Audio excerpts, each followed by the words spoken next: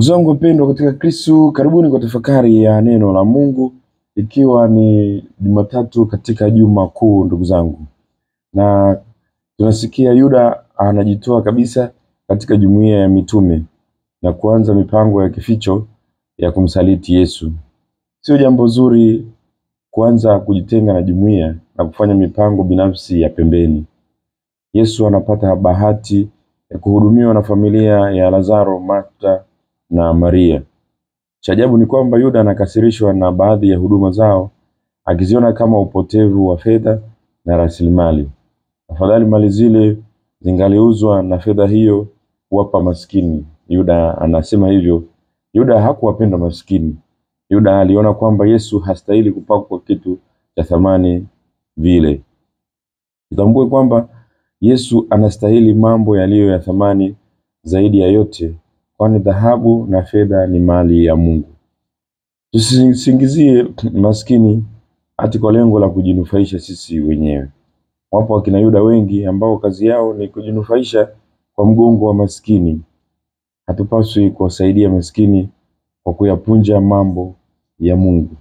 Wapo ambao pengine hata wanafanya kazi kwenye vituo vya watoto yatima, lakini pengine hata ile michango inayotolewa haiwafiki walengwa, hawafiki watoto, hawafiki wale wazee ambao wanahudumia. Pengine wanatumia tu mgongo wa hawa ambao ni wahitaji ili kujinufaisha. Hatupaswi kuwa hivyo ndugu zangu. Hatupaswi msaada unaotolewa ufike kwa walengwa. Wiki kuu ndugu zangu ni wiki ya kuiga tabia za mtumishi wa Bwana.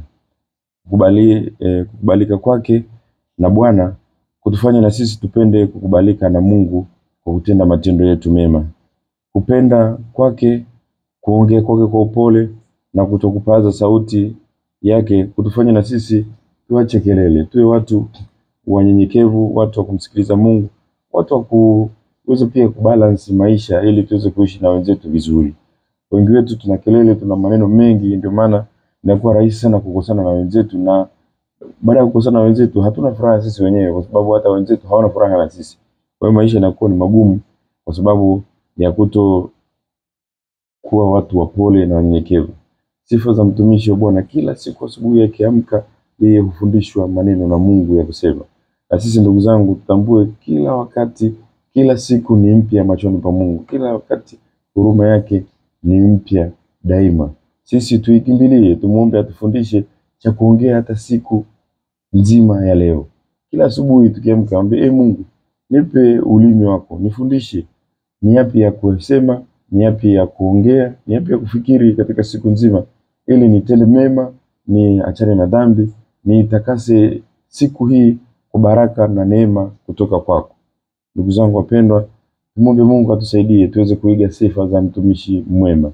Tuepuke tabia za Yuda za kuwasaliti wenzetu.